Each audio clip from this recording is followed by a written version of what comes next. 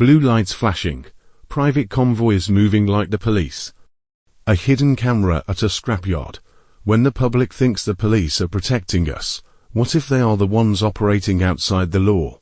In this episode of Underworld SA, we explore the shocking testimony heard at the Madlanga Commission of high-ranking Metro police officers, theft of copper cables, kidnapped victims, and a whistleblower who paid with his life. This is the story of Julius Mkhwanazi, the Ekurhuleni Metropolitan Police Department, EMPD, and the blue light scandal that may reach into the very heart of policing.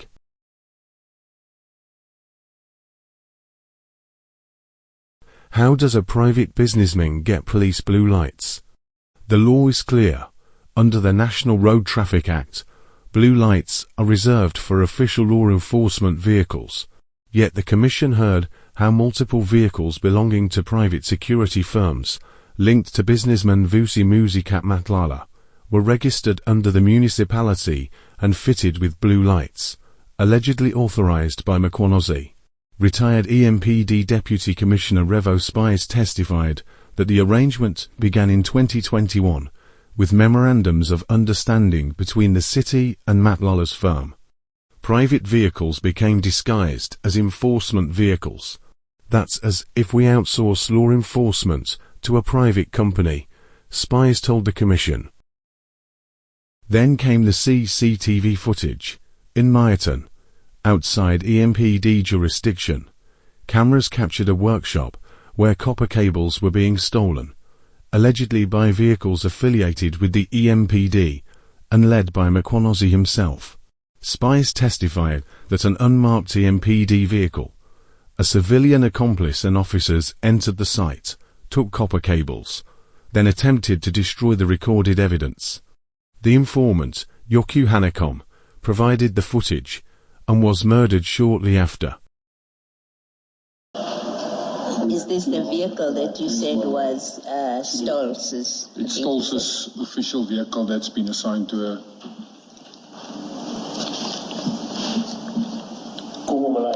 Stolz is the lady that walks now here in the front.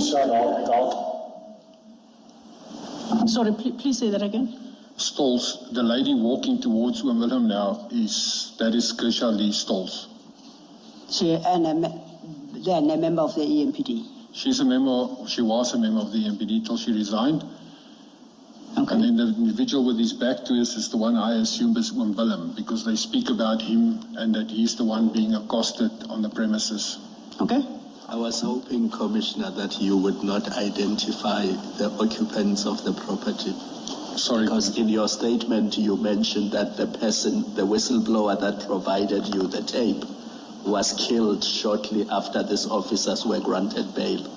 That's correct. I think just for the safety of the individuals, can we not mention their names, please? Is that in order?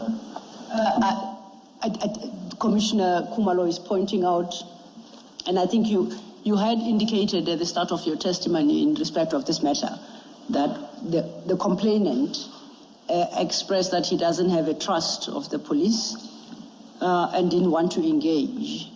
And in light of your testimony that your informant, Hanekom, was killed shortly after they were granted bail, that perhaps it might be best not to say as little as possible about the identity of the people affected by this operation. Sorry, Commissioner. Thank you.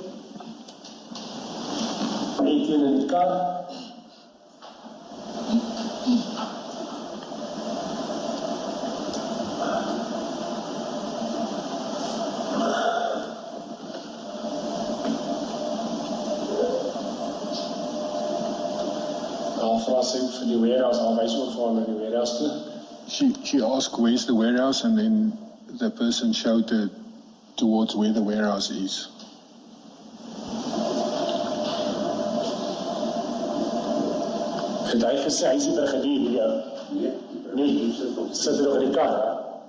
So they ask if that person indicates he's the brigadier, and then he says no, he's still sitting in the car at the back.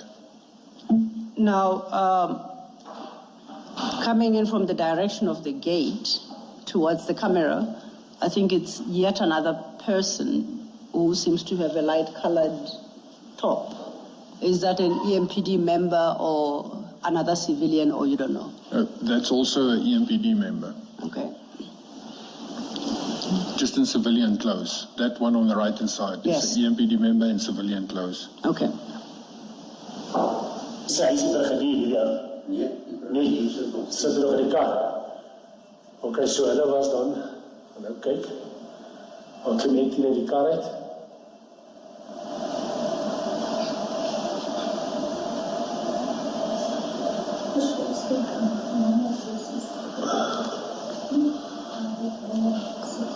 Hoe lang het julle daar gestaan? 'n paar minute.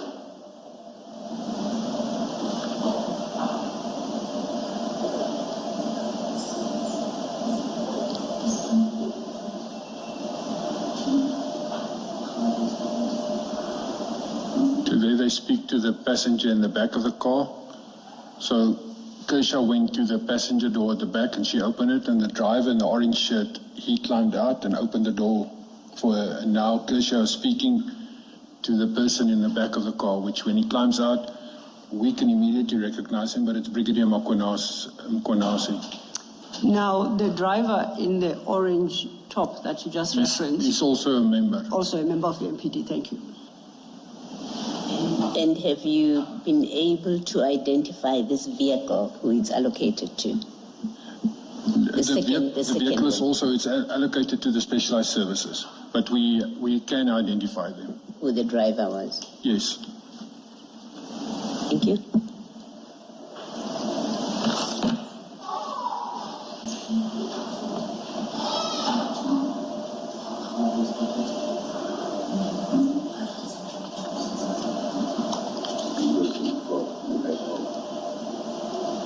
Nou, praat hulle met hom agter in die kar.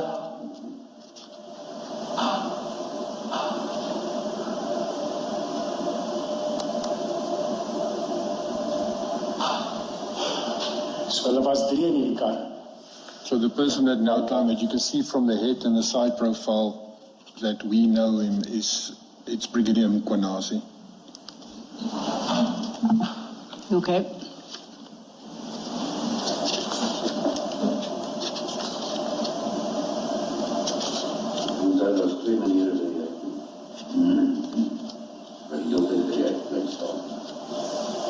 Nee, so hulle was 4 in my kar. Hy loop daar, loop 2 daar na die Wera se kant toe.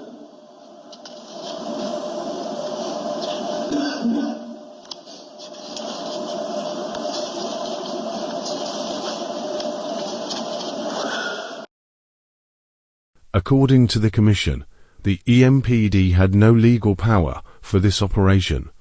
The location was outside its jurisdiction, yet the Metro unit acted. According to the reports, what happened there was theft, pure and simple. However, it gets darker. The Commission heard how a unit of the EMPD, described by the suspended Chief Jabulani Mafia, more Mafia than police, was allegedly linked to kidnappings, thefts of precious stones, and even murder.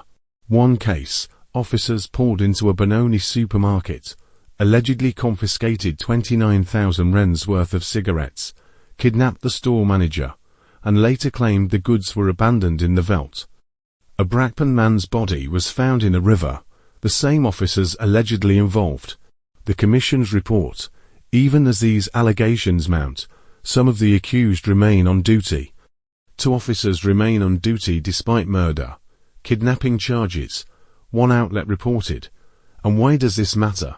Because if a law enforcement unit becomes a criminal enterprise, citizens lose the ability to know who protects them and who preys on them. There were internal investigations, IPID reports, disciplinary files, yet little action. The Commission heard how investigations stalled at the NPA. A whistleblower, Yoku Hanekom, supplied the CCTV footage. The same day the officers were granted bail, he was killed in a drive-by shooting. The footage nearly vanished, but Hanekom had made a copy. Retired spies told the Commission, "No one is safe or protected, because when those who are supposed to protect turn predator, the rules of security change." This scandal matters for you. If police vehicles are misused, if private deals allow impunity, if investigations stall, then trust erodes. The Commission is ongoing. Council motions have been rejected. The suspension of Mkhwanazi was rejected by the Ekurhuleni Council even amid these allegations. But the paper trail is now public. Webcams, WhatsApp chats, CCTV footage and sworn testimony. The future will depend on prosecutions, or else it becomes another story of power and impunity. Subscribe to Underworld SA. We will track every hearing, every judgment, every motion. Drop a comment. What do you believe is the real threat? Private security with state power, or state power abused for private gain?